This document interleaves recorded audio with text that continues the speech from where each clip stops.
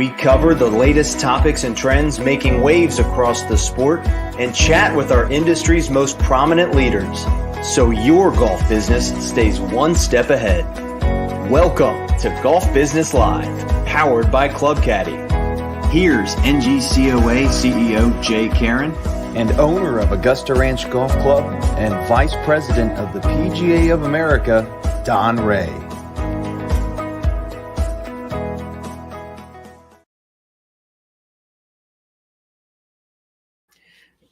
Good afternoon, everyone. Actually, it's morning on the West Coast. Good morning or afternoon. Welcome to the October 2024 episode of Golf Business Live, coming to you live since the spring of 2020, powered by our friends at Club Caddy. You can see the fancy neon sign in my background. Thank you, Jason, and the team at Club Caddy for constantly and consistently supporting our show. This is a show where we discuss the happenings on the trade side of the golf business. I'm Jay Caron, CEO of the National Golf Course Owners Association. The ham to my egg, Don Rea, Vice President of the PGA of America, owner of Augusta Ranch Golf Club. Where on earth are you today? You look cold.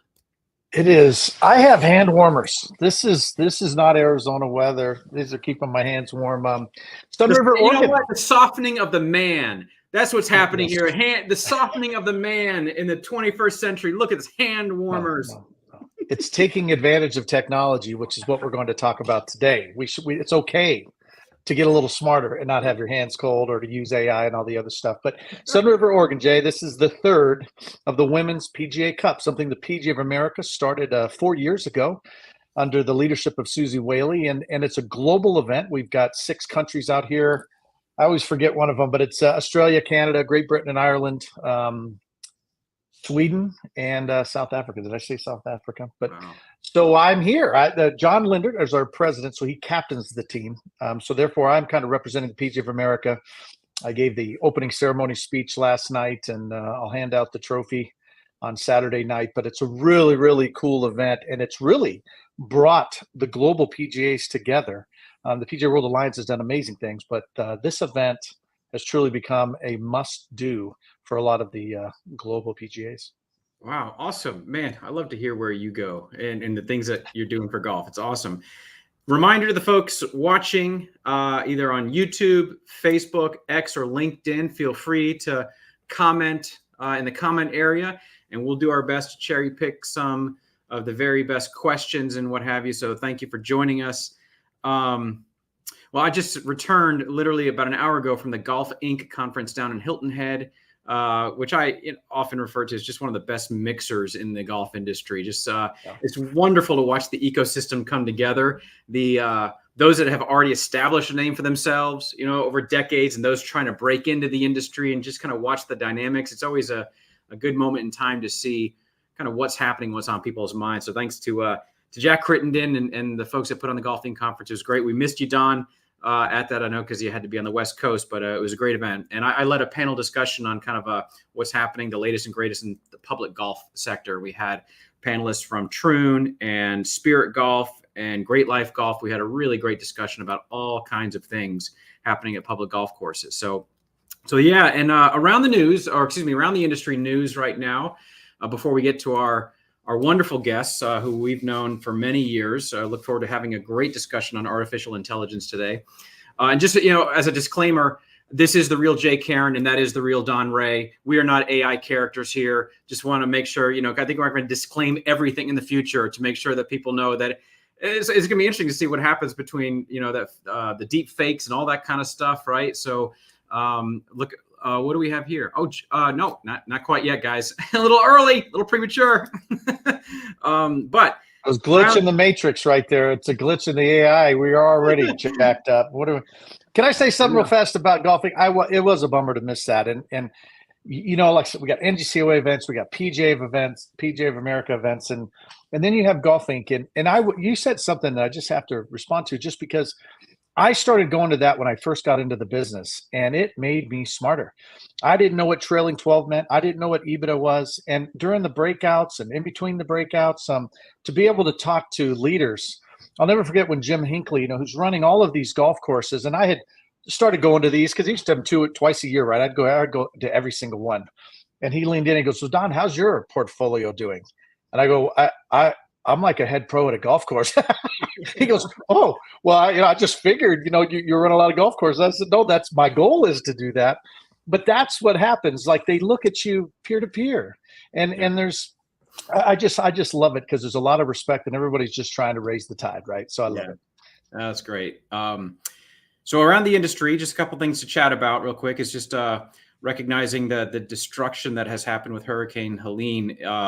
With so many people and businesses and what have you, it just devastating. Obviously, it's very reminiscent of Hurricane Katrina, and which was 19 years ago, I think. As we all know, the fallout from Hurricane Katrina is what caused the genesis of We Are Golf, and because golf courses could not qualify for disaster relief. So, as you can imagine, we're keeping a close eye on disaster relief legislation that may come down the pike, and making sure golf is not carved out as an exception. We've already reached out to those impacted to determine the greatest needs right now. We anticipate that labor, equipment, even basic supplies like food and water will be in high demand. So for any golf course owners and operators that are kind of paying attention, please reach out to Ronnie Miles, our Senior Director of Advocacy at rmiles@ngcoa.org, to see how he can help coordinate things.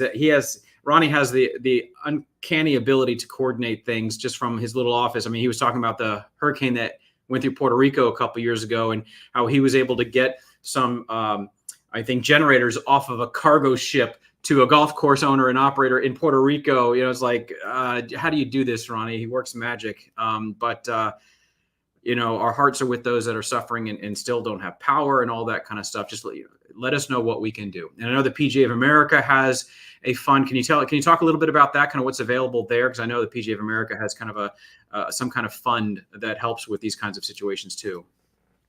Yeah, a lot of the hard hit areas is the Carolina section, and it's a very big section. It's our largest section with the most members in it. And well, the PGA does have the Medical and Disaster Relief Fund, which because of IRS rules, the only money we can put in there is from our members. And so it's truly members helping members. And we put a cap on it just because we can't deplete it. Once again, it's members helping members. So we're always asking for our members to give to it. There's a cap of $9,000. But yeah, definitely any PGA member that's been affected, they should reach out to PGA of America, Tom Brawley, or reach out to me, and I'll get them to the right person. And it doesn't cover associates. And so we're working with the section now and other sections that are affected of, how can we help those associates? But yeah, you think that things like this aren't going to hit you, and the hurricanes only hit, the coast, and it turns out the flooding ends up doing most of the damage, especially for Asheville, which is, there's a lot of golf professionals affected in that city. Yeah. Even through Atlanta, I mean, Bobby Jones Golf Links got hit hard. Whitney Krause. Oh, really? Oh, yeah. Well, we see what's happening in Augusta, of course, but it's we don't even understand kind of the extent of the devastation quite yet. So let us know how we can help. We'll do what we can for sure. Other kind of news in the industry out there, the announcement that Top Golf is going to, at some point in 2025, split away from Callaway.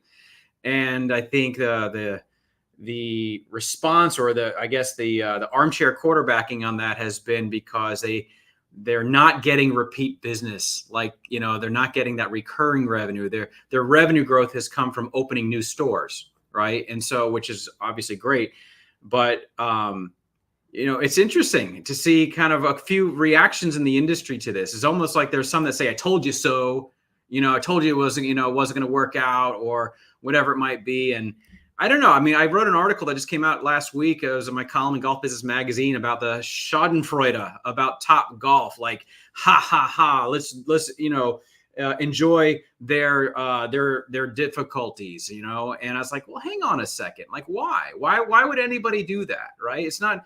There's no evidence that it's stealing the lunch from golf courses, legacy golf courses. We know that anything that puts a club in someone's hand is a good thing, certainly, and however much is spilled over to the green grass golf course, all that, the way I see it, Don, is when someone asks, hey, what are we doing Friday night? And when putting a golf club in your hand is the answer, that's a pretty damn good thing for the industry overall, right? And it's what I see is kind of the darling that started the cool movement in golf. And we have this whole cool movement. Seth Waugh talked about it. Greg Nathan at NGF talks about it. We talk like golf is freaking cool right now. And Top Golf was kind of the darling that stepped out, that kind of made people look, whoa, wait a minute, this is pretty cool. right? And then since then, so much has happened, right? So what's your take on that news as far as, the split from Callaway? Callaway's going to hold on to Top Tracer range, but maybe split off Top Golf. Yeah, I read some of those comments. Everybody, it's just funny, isn't it? I mean, give me another funnel for golf. Give me one. Because the third-party providers, they just redistribute the current golfers. They were never a funnel to create golfers. And Topgolf did that, and they're continuing to do it. I know they're worried about their return business, and I think that'll happen. Top Tracer, obviously I have 21 bays. This Angry Birds game, it's more than just this fun game that you play. I think when Topgolf allowed Top Tracer to have that technology, and Go Fish is a great game for kids and families and non-golfers. You kind of can't miss. You catch a fish on every shot. But then what's the next step to do a little bit more alignment and knock down some crates? And so I've got this Go Fish. Now I've got Angry Birds transitioning somebody to maybe, hey, there is some skill to this game. And then I can roll them into closest to the pin, long drives. As a PJ golf professional, Topgolf has introduced me to people that I would have never met in my life. I mean, let's be honest, I'm a par 61 golf course. I'm supposed to be the bottom feeder in a sense. I'm the ground where you plant the seeds and then they become members of private clubs someday. But yet Top Tracer has shown me people that are in my neighborhood that I never met before. Let's not forget 9% of the population plays golf. Are you kidding me? So I think if they want to focus on the Topgolf product more, it's entertainment.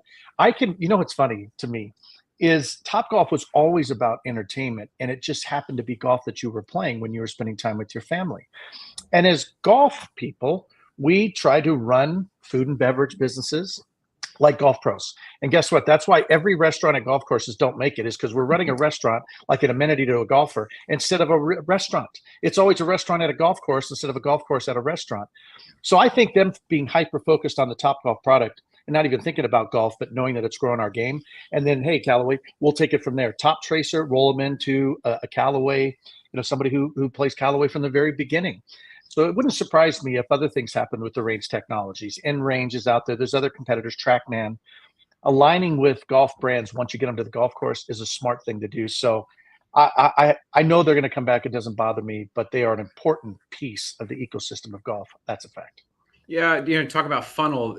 There's just these on-ramps, right, where you've got, I think of like Op 36, very different. It's on a golf course. It's this program, but they start with, trying to shoot 36 from 25 yards away on each hole for 9 holes. Start there, and then you move your way back. It's just kind of like this on-ramp to the game and the experience. Topgolf, same thing. It's different. It's like in a different environment, but it's putting a club in your hands. We have so many on-ramps that are out there that we should just be grateful for all of them, and obviously do our best to kind of help everybody. But you're right. What other sport has these on-ramps and these funnels like golf does, right? So we're very fortunate in that case. Anxious to see what happens there. But other news around the industry, big news yesterday, I found out is that Jay Monahan, PGA Tour commissioner, is going to be playing golf with the head of PIF.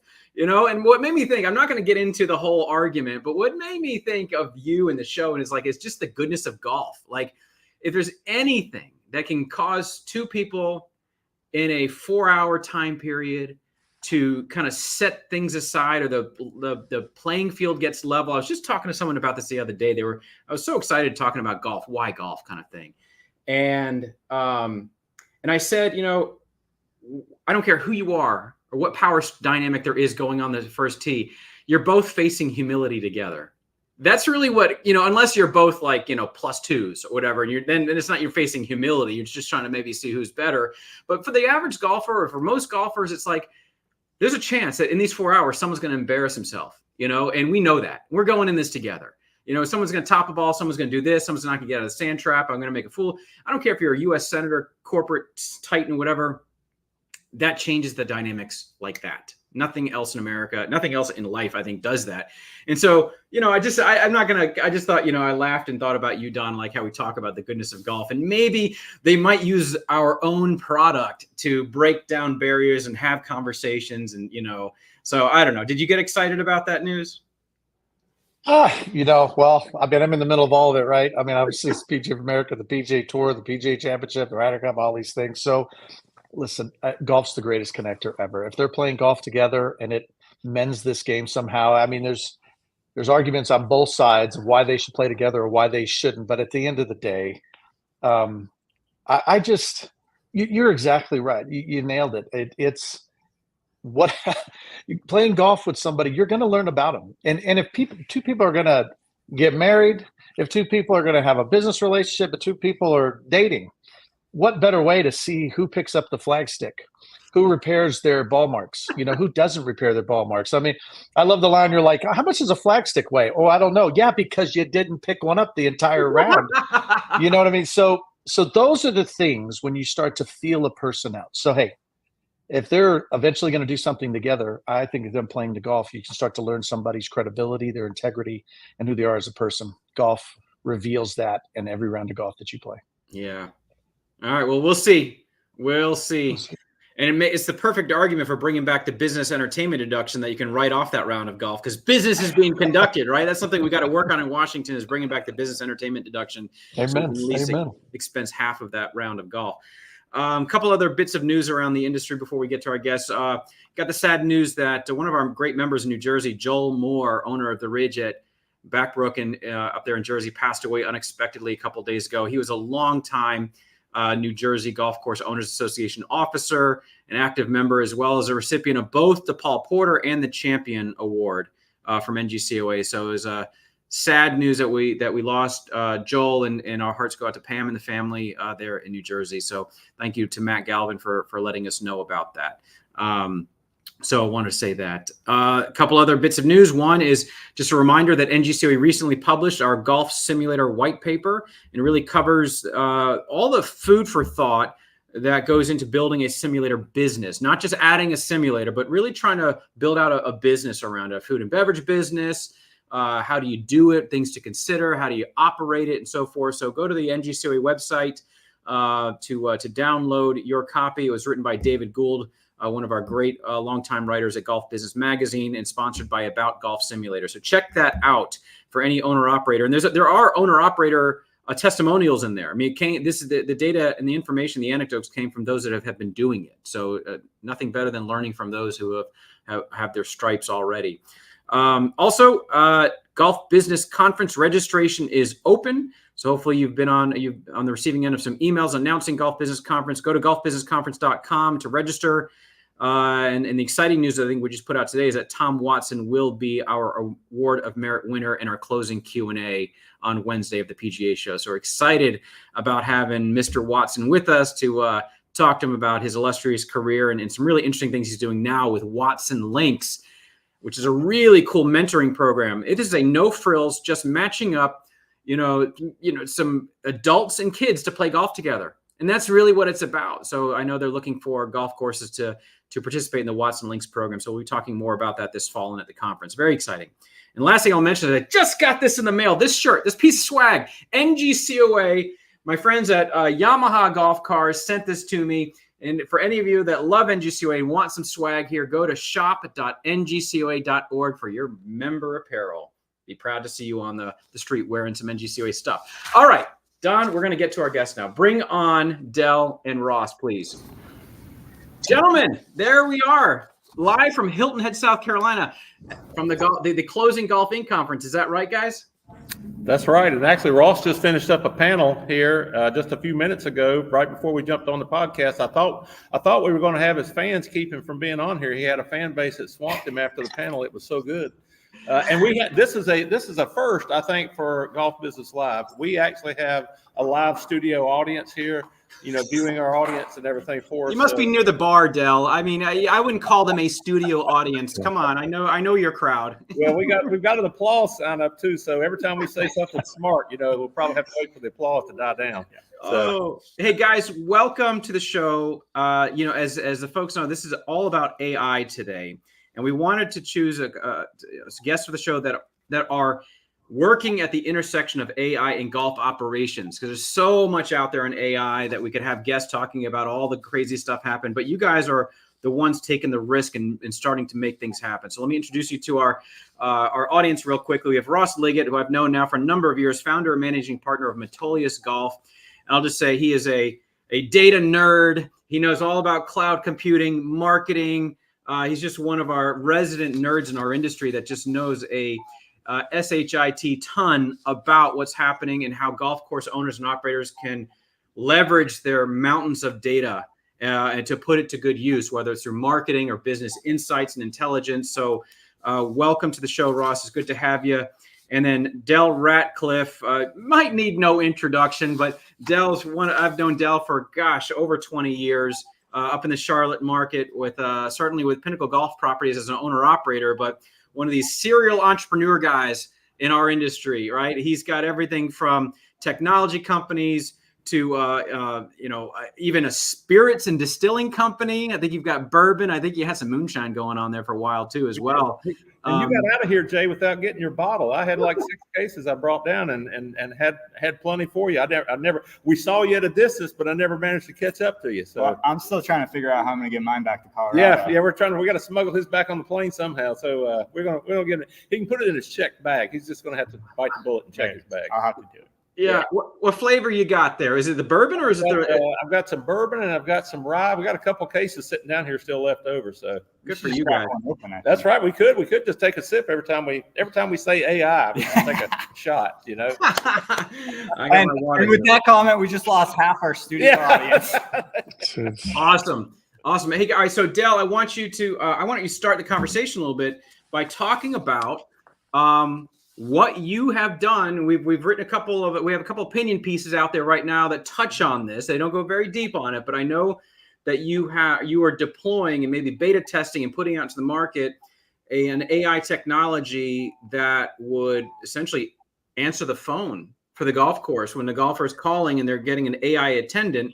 Right. I want you to talk about what you're doing, and I'm gonna pepper you with some questions. Sure. Well, you said a really important thing there. The buzzword right now across all technology is AI. That's what everybody's talking about, AI. But the intersection of AI and business is something that is really, we're kind of like, in a lot of instances, the dog chasing the car. Once we get it, we don't know what to do with it. We don't know how to apply AI in our businesses because it's not customized to individual businesses right now. There are a lot of people working on how do we leverage the power of AI to do that. So one of the best uses of AI is to be able to replace repetitive tasks and analysis and just tasks that you do over and over and over again. And one of our key pain points, at least at our courses, and I think at a lot of courses out there, Jay, is the task of answering the telephone. If you're answering the telephone and having to book tee times, your staff is taking away their valuable time from dealing with the people in front of them to booking those tee times. And there's a lot of conflicts with using the staff at the counter to do that. Number one, they're taking away from that interaction with the guests that are in front of them, but it's very difficult for them to get the information accurately into the system. You have to do a lot of training on how you want those calls to be handled. Just by the human nature, not everybody handles those calls consistently and in the same manner. You're only answering those calls when somebody's standing at the counter. So if somebody is, it's at 2 o'clock in the morning, wants to call and make a tee time, they can't call and make a tee time.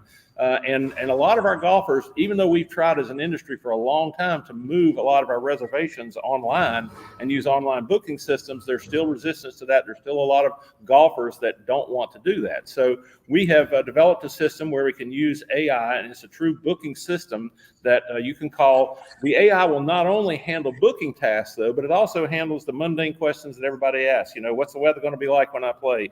You can have course conditions on there. How many, we actually had one caller that asked, how many parking spaces do you have in your parking lot? You get crazy questions. And this is something that the AI can handle. Not only can it handle stuff like that, but it will actually do it without losing its patience.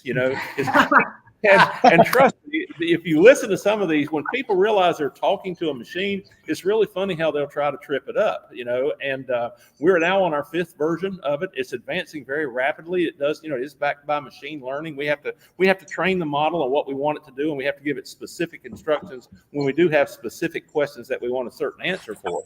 But the technology is coming, and it's coming to a lot of other industries besides golf, but we felt like this was something that would really help us. And I can tell you on our courses, we've been running this at 4 of our golf courses now. And I can tell you, once you turn it on, if it doesn't do anything else, it spoils your staff.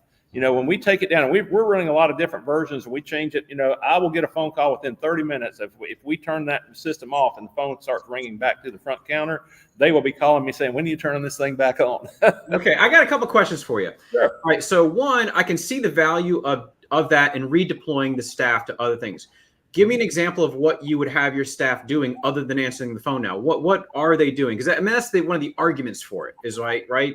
Automate the task and now redeploy them, because there is a concern in general in the marketplace that automation will replace staff. Right. In fact, I'm sitting here in Charleston, Dell, where the longshoremen are striking, and one of their demands is to protect them against automation. Yeah, it's like I can't imagine you can protect against automation in that way through agreements. But talk to me about redeploying your staff. What are you going to do?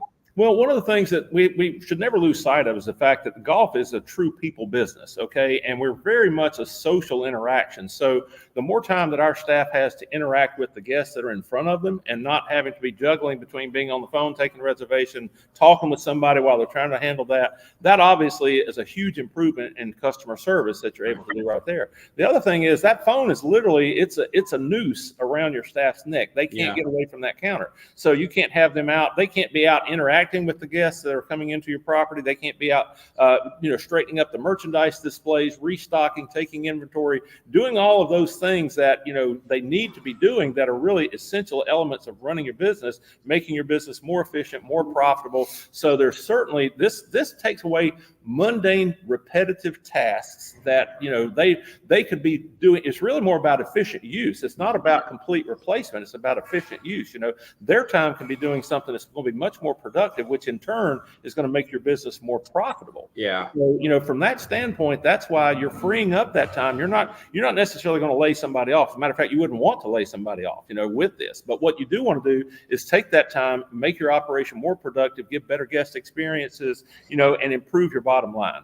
So a couple things come to mind. Like Don loves to say, like, the PGA professional or the assistant professional is the physician or even the nurse. You don't want them behind the reservation or the reception counter, right? So this makes total sense, and it goes along with getting them out with the customers. So all that makes sense. I got to give you a bit of an anecdote though about this, right? So about the phone and where things are going with the phone. We've been trying to get people to online booking as much as possible. It makes total sense. But right before Golf Inc., I was playing golf with some friends of mine from the Low Country, Kerry Corbett, who used to run Sea Pines, and Barry Fleming, and an older gentleman that was there, probably, I'm guessing, early 70s.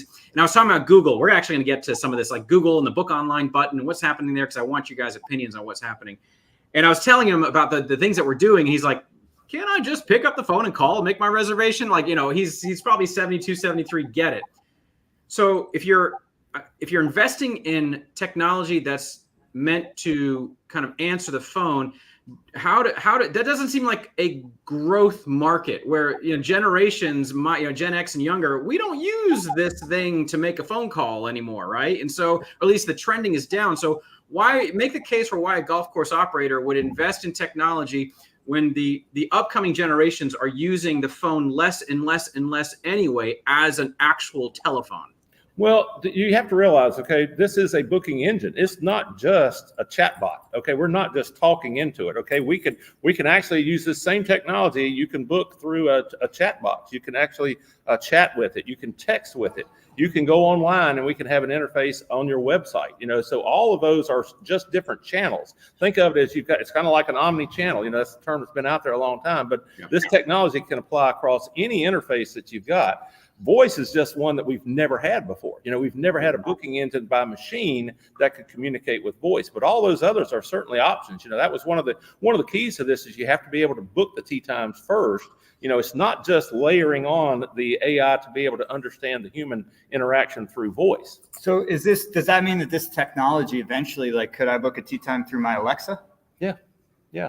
Which is a totally different channel, right? That we don't have at all right now. And maybe the phone goes down and maybe we're doing it through Google Home and Alexa and Siri and all those other things. Absolutely. The reality is once you've got this base structure built, that's your foundation. So to Ross's point here, the inputs on this are actually the external exposure to this can virtually be anything that we can tie into. It can be Alexa, it can be a website, it can be a chat, it can be a text messaging, anything that we can do that we can communicate with we can have the technology to book, and not just book. It goes far beyond that too. We're answering questions about what's the weather going to be like next Tuesday, what's the rate, and we've got multi-course. We just released a multi-course version, so we got multi-courses. So somebody in a given market that's a consumer, a lot of times they would say, hey, where can I get the best deal on golf next Tuesday? All right. And it can look through all the golf courses and give you, well, it's such and such a golf course. They got the lowest rate. Here's the next lowest rate. Here's the next lowest rate. Very difficult to do with any of our booking engines out there right now. But with AI, let me ask you a couple of the questions, Del. One is there ever an option to say, I want, like, when you call automated attendance, press 0 for a live person. Can anybody ever just bail and say, I got to talk to an actual human being? Sure. Yeah, absolutely. And typically what we're doing is we're putting this on the phone tree. Okay. You go to the golf course, you have the phone tree, and it's press 1 for booking. Okay. If you want to book a tee time, and it sends you to the AI. If somebody says, I want to talk to a real person, then it will transfer you to the front desk, or, you can actually choose there is an option on there to speak to the front desk. Now we're doing at our course, again, we're experimenting with different things, Jay. It's really about customer preference for us. The voice is just an option for those, and we got a lot of them that say, hey, I don't want to do it on my phone. I don't want to do it on my computer. I just want to call up on the phone and talk to somebody. Yeah. We want to give you the option to do that. If you'd prefer to do it some other way, you should have the option to do that. We want to streamline the process and make it as easy as possible for somebody to do business with our golf course, right? So however they choose to do it is what we want to do. So are you training your AI? I don't know. Does she have a name? Judy, like Time Life? You Judy, can name it whatever you want. Actually, that's one of the things we're doing. We've got some. We call it our golf concierge, and you can name it if you want. We're going to put that in the dashboard. Actually, that's in the dashboard. You can have it answer the phone however you want. Well, are you training it to upsell? Yes, absolutely. Yeah. And I bet they might do better than a human being. They might be better at that than a human being. Well, they will be, because, for one, they'll be consistent. It will be something that you train one time and it will do the same thing over and over again. But, we've got, and you use different modules. Okay. There are different modules that are running the AI based on what you want to do. You can upsell, you can really have logic that determines how you fill your tee sheet. Okay. And using data like what Ross has in Metolius, you can even get to the point where now you're putting the right customers in the right places based on historical data that you've got in the system. Okay. That's something on a human scale we could never do. We could never do that. And, by doing that, you can control what tee times, which tee times you're offering to people. You're not just showing a whole list. Okay. I've got 37 open slots on Saturday on my tee sheet. You're offering certain times at a certain price to the golfer over the phone. Very interesting. That's real. So let's a great segue then to Ross, because you talked about his ability to segment customers and what have you. So Ross, what are you building through Metolius with regard to artificial intelligence and the intersection of golf operations? Yeah, so some things, but a lot more things in the future, I think, is probably the best way to describe it. But I have to start with like a slight analogy, because Don, I'm real jealous of you right now, because I spent many childhoods of my summer in Central Oregon, and most people don't know why my company is called Metolius. If you drive about 50 miles north to the Metolius River, you'll find this amazing river that comes out of a hole in the ground. It appears out of nowhere. And so I chose to name this company Metolius because our goal is to use data to also make things come out of nowhere. And so what Dell's talking about here is, if Dell can leverage the data in your point of sale, whether that's through, a data organization system like we have at Metolius, or with a direct integration to T-Sheet and point of sale, you can use that customer data to make interactions come out of nowhere that do not require effort of your staff, that do not require very much monetary investment, and that are consistently repeatable. And so, when we started this thing 5 years ago, our goal was to help organize the golf industry's data. And we felt that we could help golf operators run their businesses in the present better and more efficiently by organizing their data and helping them understand it through easy to use reporting tools. By crossing over data sources is one of the big things that we do. So take POS data, website data, and weather data and put that together and help that tell a better story. That's what we do now.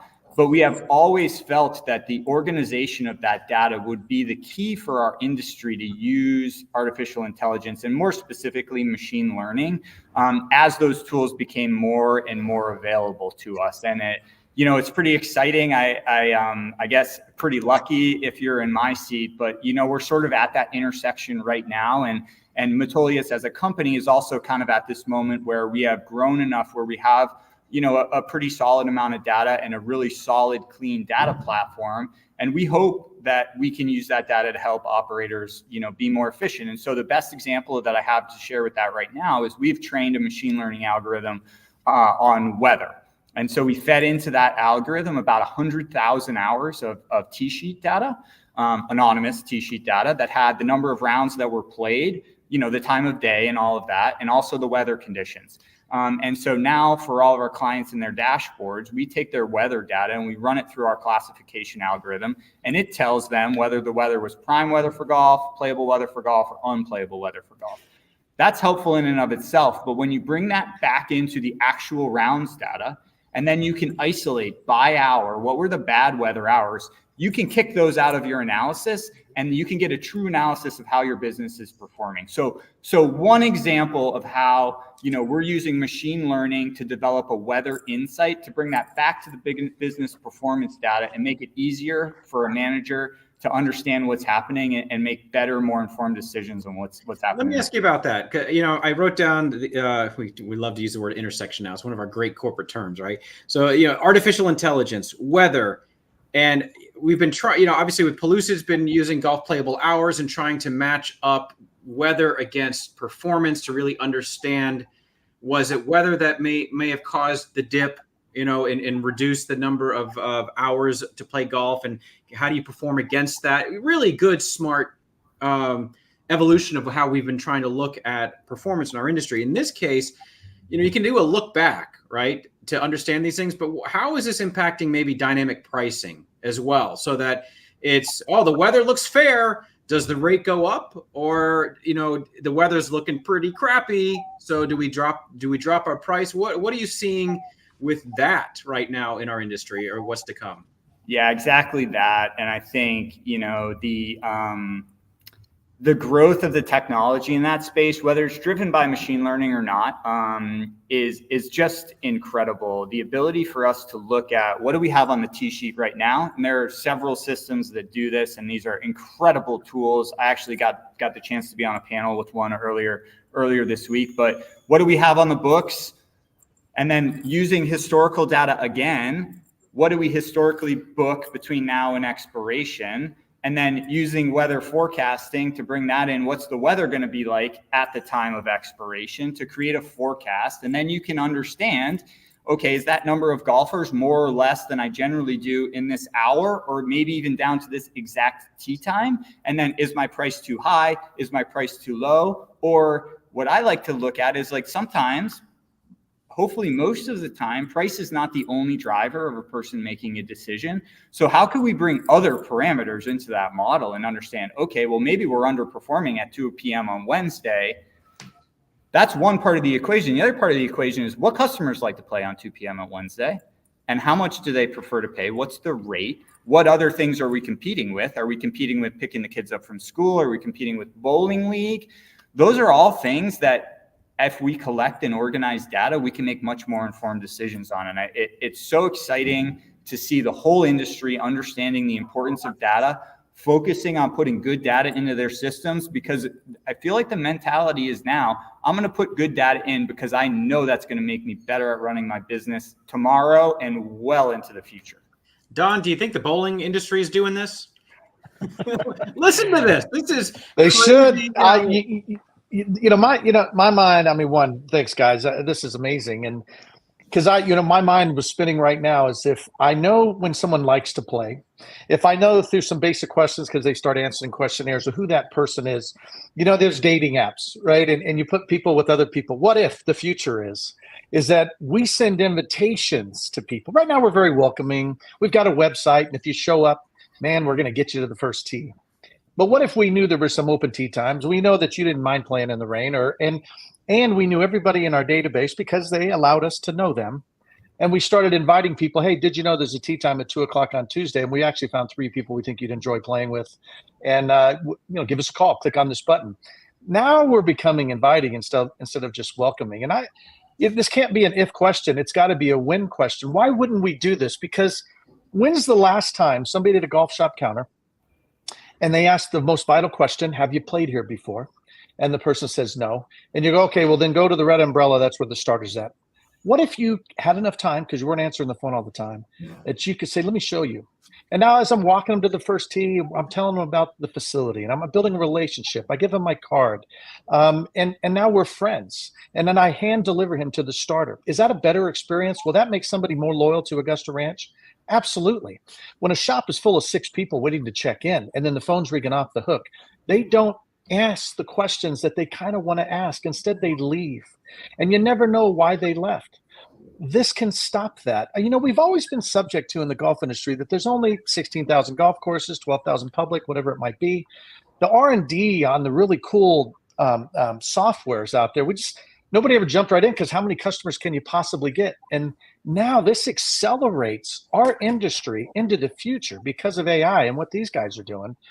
That I think it's just going to enhance the in-person handoff that's always going to happen at a golf course. The old gentleman who does want to call, Jay, you're right, he exists. But then when he gets there and I'm real busy, guess what? He gets flustered with it. I want to be able to have some people waiting, PJ professionals, and saying, hey, I'll take him to the first tee, John. And then I walk that gentleman out there. That's the future. And that's a more personable future because we can AI ourselves to get them to the golf course. And then we take it from there.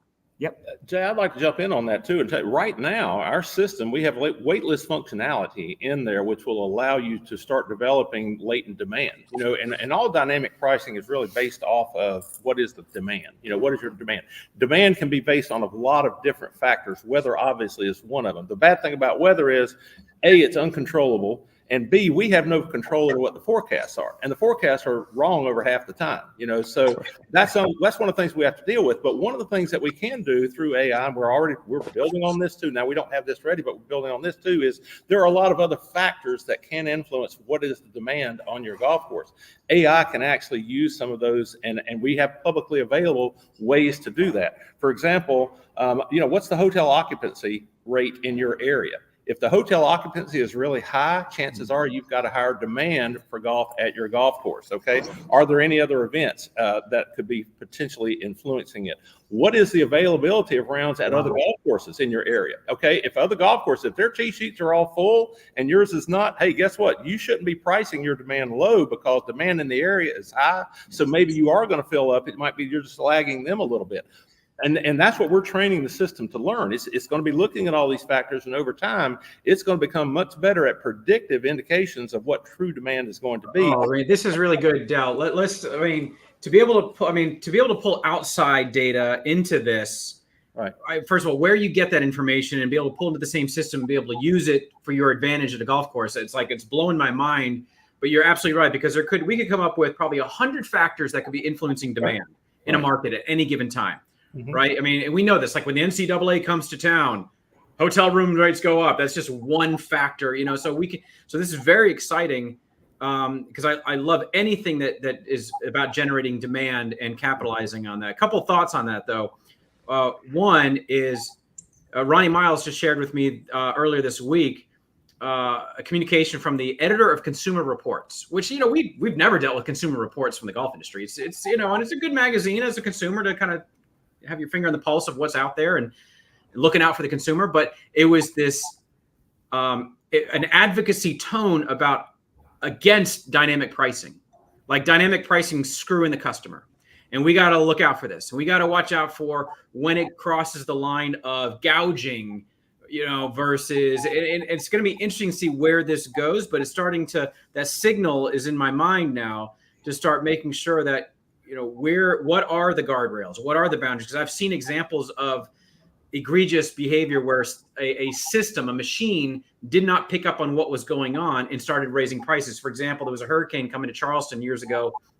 And so, you know, people were online looking for flights out of Charleston. So web traffic went through the roof on the airlines, and the pricing of those tickets started going up like crazy because it saw the demand, but it didn't know that a hurricane was coming. Right. And so there was like, oh, shoot, like that felt like gouging. These people are trying to get out and save their lives kind of approach. So this is all new territory to kind of watch out for, what is fair game in business, supply and demand, fair game and pricing on all that, and what is regarded as not fair. Could be interesting to see where that line. One of the things to keep in mind on that, Jay, and I agree. I think in everything there probably are and we generally do that in golf anyway. We're kind of self-policing. Most every pricing system out there has limitations on the top end that I know of the dynamic pricing. But the other thing too, gouging is typically a term that's used for essential purchases that people have to make. Golf is a discretionary spend. You don't have to play golf, So gouging is something that's really hard to apply that term to our industry. If the market demand is there and people are willing to pay the price that you're asking, then it's not gouging in our instance. And I'll tell you one of the things that I use a lot in this is home sales. Look at what happens with home sales. If you put your home on the market and you list it at $650,000 and you get 10 offers and the highest offer is $800,000, are you going to take the $650,000 offer you got, or are you going to take the $800,000 offer? Excellent example there, Del. So, I also want to touch on the weather thing one more time. I got a little bit of a history lesson for folks that have been in and around NGCOA. I don't know if you remember this, Don, from years ago. Del, you might remember this from you might have been in the conversation 20 years ago on this, where the Weather Channel had a golf index. I went down there with Tinky. I went with Mike Tinky and met with the Weather Channel on that. Yes. To sue them. Yeah. Oh, this was where they had a golf index and they were using an algorithm that the perfect golf weather, let's say, is 75 degrees, 0 wind, 0 chance of rain. Let's just say that is the perfect golf weather. And so you would get, if you went onto the Golf Channel's app or website or whatever, and you looked at Charleston, South Carolina, or anywhere around the country, that's 10 out of 10 would be perfect, right? If you at all deviate from that perfect situation, your golf index started going down. And so places that are going to be windy or have a chance of rain at any time, it's it looked like a 6 out of 10 was your golf. So it was discouraging people from playing golf. And we got them. And I remember guys went to the Weather Channel. I spoke at the American Meteorological Society annual conference and talked to these meteorologists about forecasting weather. And when you're all doom and gloom, which sells, it hurts business, And so that was when we cut our teeth on the intersection of weather and forecasting and golf. And it's NGCOA was at the forefront, and we got them to change it, right? Because what they started doing was maybe instead of having a golf index, it was bring an extra layer.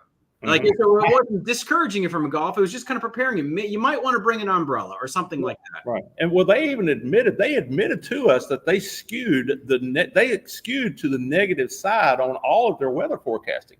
And they admitted that to us. They said, if we think that it's going to be this, we'll actually skew it more negative than that, because that creates more views for us. Yeah, it's not 70% chance of sunshine.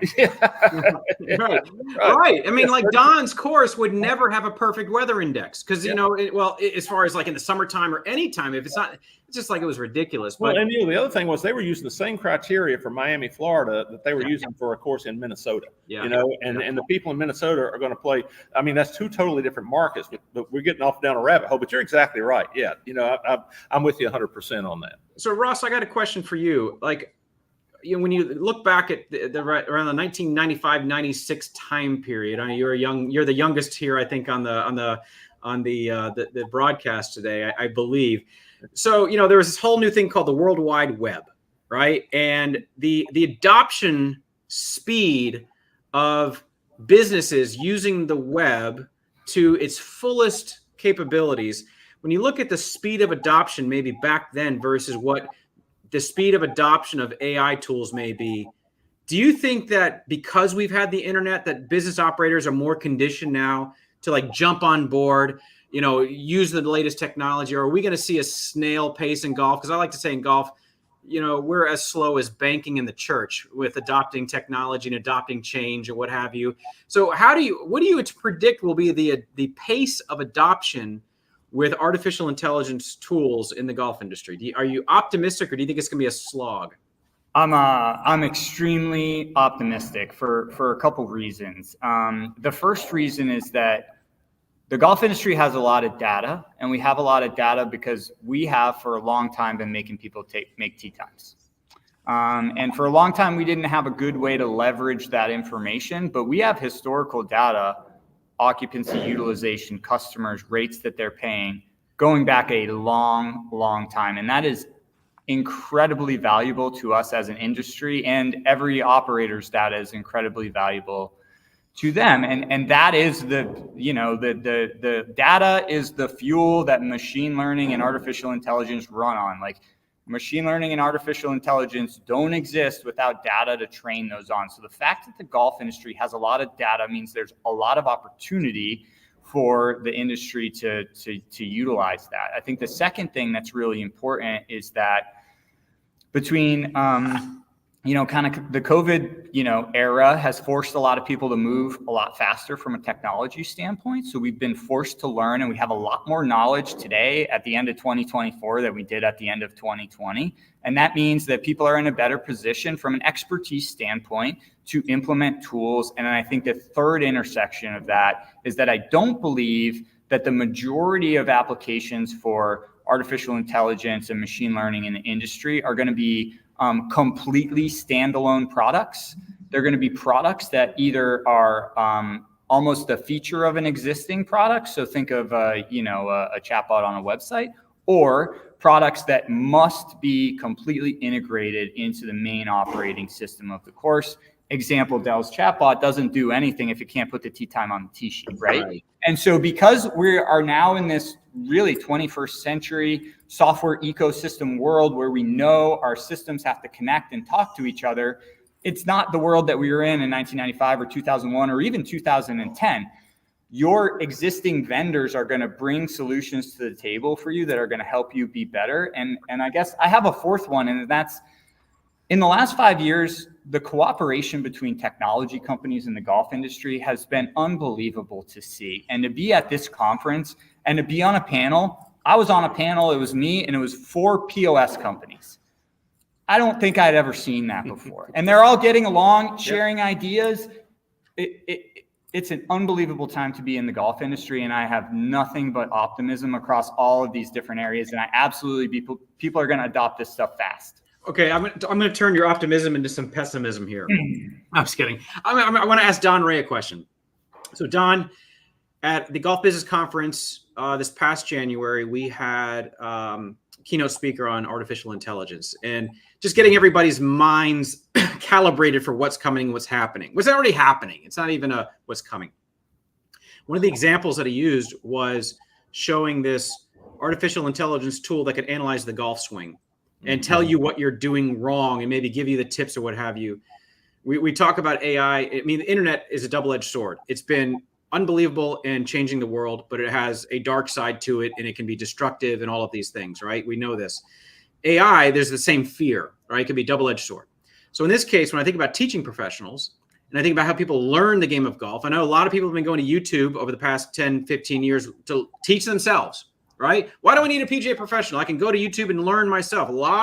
Hey, that's how I learned how to repair a microwave or a dishwasher or change the oil in my kid's car was I went to YouTube. Let me check it out. Little lesson here, right? So when I see that, I think, oh, is this a threat or is it a tool for the teaching professional? So, how do you guys, what's the posture towards AI as a teaching aid when it maybe the implication is I don't need a human to help me with my golf swing? I think you're always going to need a human to teach you the golf swing in a sense. Now, the PGA of America, we're all in this AI stuff. Our chief technology officer, Kevin Scott, he showed me stuff 2 years ago when I was like, wow, this is amazing. And, I think being on what we're doing with the PGA of America's PGA coach, the step of that is getting you on the golf course and watching you play. Isn't it weird that golf's one of the few sports that the instructor never sees the student play the game? We give them lessons and then we never take them on the golf course. And I will tell you, their self-diagnosis or an AI diagnosis, it's okay. But when you see the person, and you need to know what kind of learner they are, right? They're visual, they're kinesthetic, or they got to hear it. But taking them on the golf course and then unraveling some of the stuff that they believe in the golf swing, because they tend to fix things out of order. That's what people do. And AI will get good at that and go, hey, you got to fix your club face before path. I get it. I think this just enhances our ability to be the people that we've always been as PGA professionals. Go ahead, use AI to look at your swing. But when you come out to be able to say, where did you hear that? Oh, I did ChatGPT on my swing. Well, nice work. I get it. But what are we trying to do? You want a perfect swing or you want to enjoy the game more? because we want you to enjoy the game more. Now, that might mean a swing fix, but it also could be a strategy session on why you're hitting 7-iron when you've only hit a 7-iron 150 yards once in your life. These are home run yardages. These are things that a doctor talks about, right? Everybody's going to MD or WebMD. And doctors are like, oh my gosh, here it comes again. Did you Google that? You Googled it, right? And that's why you think you're going to die. PGA professionals, when you come to us, we're going to go, you're fine. You're going to play better. Let's get you on the golf course. Let's find out what your strategy is, because the swing is secondary to that. You might have a great swing and a terrible strategy and be a very sad golfer. And I think this just opened doors to the personal nature of, you're still going to go see your doctor. There's telemed going on for certain, but still the doctor wants to see you in person and go, how's things going? You know, because sometimes physical things are mentally driven. And so this is all good stuff for me. I think it actually puts the PGA professional, LPGA professional in the driver's seat, and then the relationship business, which we got out of because we were in the transaction business for too long, and it's time to get back to relationships. Yeah, Don, I got to jump in here as a consumer of golf instruction, because I do try to be good at golf. It has improved my relationship with my instructor, because I don't have time to drive a half an hour and get a 1 hour lesson a week. And also that's pretty expensive. But because he supplements my experience with things that I can track on my own at home using technology, we can communicate when I am not in his studio, and he keeps me engaged during that time. Right. There are seasons when I get busy and I stop my lesson and I don't take one after June, and I play terrible in the club championship. Right, because it's at the end of August and I'm doing whatever. But now I get a little reminder, hey, can you record a video and let's see what your angle of attack are. Are you going the direction we need you to? If not, let's get you back in here on the TrackMan so we can really track it. But I think if used properly, it's a tool to keep us engaged and keep us coming back and improve our enjoyment for the game. Ross just used a very important term right there, and that is, this is just a tool, okay? And the reality is technology is advancing, and there's no way we're going to stop that. That's going to happen regardless of what we do. And it's going to fall on us as PGA professionals to figure out, how do we use these tools to do what we do better and to enhance what we do? You know, that's the thing. Don't worry so much about it replacing what you do. If it can replace what you do, then what you did probably wasn't that great to begin with, okay? You need to learn how to use these tools to do what you do better and enhance the service that you're providing to the golfers that you're instructing. You know, to Don's point, this gives you the great opportunity to get them out on the golf course. I can guarantee you AI is not going to get to the point where it's going to be able to go out and play around the golf with you, okay? You're going to need that, and you won't have that personal interaction with it. You know, this is something that is again, a tool that we can use. I want to respond to one thing too, going back, Jay, real quick, on the adoption rate in golf. One of the things we tend to overlook in golf is we are a very loose conglomeration of very unique businesses. You know, no two golf courses are exactly the same. Their ownership structures are different. Yes, we've got a lot of multi-course owners in the business, but we also have a lot of very small family-owned businesses. And so adoption of new technology in that type of an environment is generally kind of slow anyway, you know. And so until we see it kind of almost a trend where we reach that critical mass point where people see, oh, wow, this is something that's really good. It's here to stay. It can improve my bottom line or make me more efficient or whatever benefits that particular thing might bring to you, that's when the adoption rate will really happen. I'm like Ross. I think the adoption rate will happen quicker in this because they're going to see results amazingly fast. That's one of the things, you know, this is a very fast moving technology. And I can tell you, we are not even scratching the surface yet of what it's going to be doing. The stuff we're talking about right now, a year from now, we're probably going to be talking about a whole different set of things that we're not even thinking about today, you know. But if we design the systems correctly, we're going to be able to pivot and to use this technology on things that we're not even conceiving right now. So I'm going to close the show with a couple things. One, you know, we haven't announced it yet, but people can anticipate in the fall of 2025, we're going to have a technology conference again. So by that time, you know, it's a year from now, we'll test your theory here, Del. If, you know, we're going to be talking about things that we're not even talking about right now. That's the pace of change is picking up, so that we should have some really interesting content to talk about next October. So I want everybody to anticipate that. The other thing is, Jet, sorry to interrupt. I just got a text from our AI. It said it's going to be handling that technology conference for you. So we got well, good. I'll have to let my event planner know that she's let go. Oh my God. Thanks, Del. No, we're going to redeploy her. There you go. That's right. Yeah. And the last thing I want to say is you know, for all the difficulties and challenges of launching and putting this stuff into space, you know, there's debates about the, you know, the goodness of it and the road bumps and everything. I just think you guys should be applauded for trying to harness this stuff and bring it to the industry to help owners and operators. You're the early, not even the early adopters. You're the early investors and entrepreneurs in this stuff.